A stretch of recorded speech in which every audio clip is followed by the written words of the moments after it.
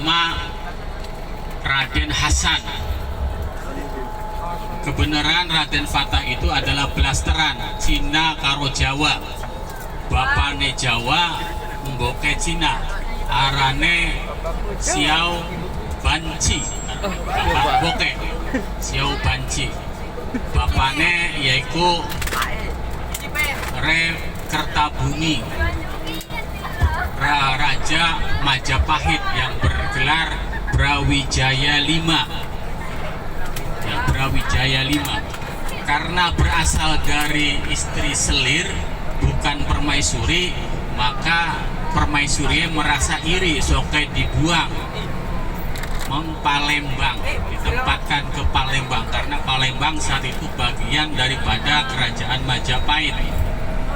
Saat itu Majapahit dalam keadaan ya wis karu-karuan, mau runtuh karena terjadi banyak pemberontakan.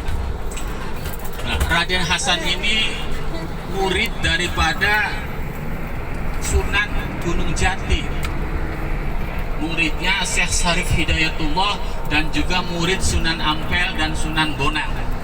Sehingga atas petunjuk daripada Sunan Gunung Jati, Sunan Ampel dan Sunan Bonang, dia babak alas, yaitu alas Demak Bintaro. Karena Demak Bintaro bagian daripada Majapahit, nah sehingga antara hubungan anak karo babat memang tidak harmonis karena berasal dari istri selir. Dan dia bergelar sebagai Sultan Akbar Al-Fattah. Karena Sultan Akbar Al-Fattah. Karena maun Raden Hasan aslinya. Raden Hasan atau Jin Bun. Aran Cina. Aran Cina Raden Fatah arane Jin Bun. Boke kak mau gak Xiao Banci. Xiao Banci, ibu daripada Jin Bun. Jin Bun adalah Raden Hasan. Raden Hasan adalah Raden Fatah. Bukan bagian dari Wali Sanga, akan tetapi dia ada sebagai ulama yang raja yang ulama. Itu adalah bibit-bibit hancurnya kerajaan Majapahit. Ternyata kerajaan Hindu itu hancur oleh cucunya semua. Ketika Siliwangi hancur itu ya karena adanya Islam, kerajaan Islam di Cirebon. Syekh Syarif Hidayatullah. Syekh Syarif Hidayatullah adalah cucu daripada Prabu Siliwangi. Prabu Siliwangi beragama Hindu Buddha, Syekh Syarifnya beragama Islam. Maka itulah awal mula runtuhnya kerajaan Siliwangi. Sama halnya dengan kerajaan Majapahit. Awal mula runtuhnya kerajaan Majapahit adalah karena munculnya kerajaan Demak, kerajaan Islam Demak, yaitu Sultan Akbar Al-Fattah namanya. Pernah belajar briefing sejarah? Kita 40 loro tahun masih kelingan bah. Udah gak kayak mau apal bubli.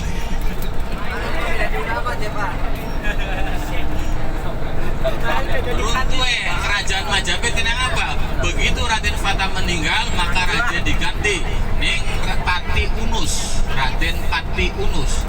Dan panglima perang saat itu adalah Raden Trenggono. Raden Trenggono adalah anak pertama dari Raden Fatah. Saat itu Majapahit dikuasai oleh menantunya atas kudeta. Jadi raja oleh kudeta ning mertua kan gitu. Mantu si kurang ajar gitu. Wah. Ada. Mas, ada juga apa coba?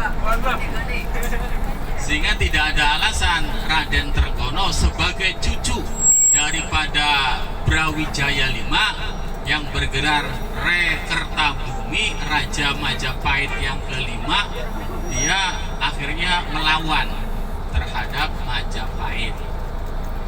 Ya, sekilas tentang Raden Fatah supaya kalian tahu siapa si Raden Fatah. Raden Fatah adalah putra daripada Re Kertabumi atau Brawijaya V dari istri selir yang beras Cina, yaitu bernama Xiao Banci. Raden Fatah dilahirkan di Palembang karena Palembang dulu Majapahit bagian daripada Majapahit Palembang. Nusantara itu dari zamannya bukan Sriwijaya, Singosari, Sriwijaya dan Majapahit sudah dikuasai oleh kerajaan-kerajaan di Nusantara itu. Nah, begitu dewasa dia berguru ke Syekh Syarif Hidayatullah, ke Sunan Ampel dan Sunan Bonang. Atas petunjuk beliau disarankan untuk babat-babat tanah, babat-babat alas di wilayah Demak yang dinamakan Bintaro Demak. Paham ya? Kalau teka-teka dites, apa dites dilulus, bisa berarti dilulus. Mas. Mas. Nanti di ujian kelulusan, ujian sekolah, ini kelulusan takut tes tentang sejarah Napaktilas Wali Sanga, Raden Fatah arane sapa, aran cilike sapa, lagi lahirnya sapa, turunannya sapa, ibunya sapa, bapaknya sapa, gurunya sapa, Raden Fatah.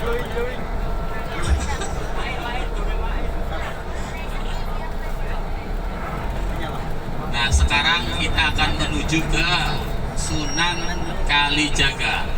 Setelah ziarah nanti dijelaskan siapakah Sunan Kalijaga itu. Semuanya mempunyai cerita, semuanya mempunyai sejarah terkait dengan penyebaran agama Islam di tanah Jawa. Oleh karenanya kalian sebagai murid SMP dan SMK Nahdlatul Ulama sudah sewajarnya mempertahankan tradisi Nahdlatul Ulama, yaitu menghormati para leluhur. Beda dengan organisasi lain, contoh Muhammadiyah, Persis, Al-Irsyad, tidak begitu menghormatinya para leluhur itu. Anggapannya selesai sudah mereka itu.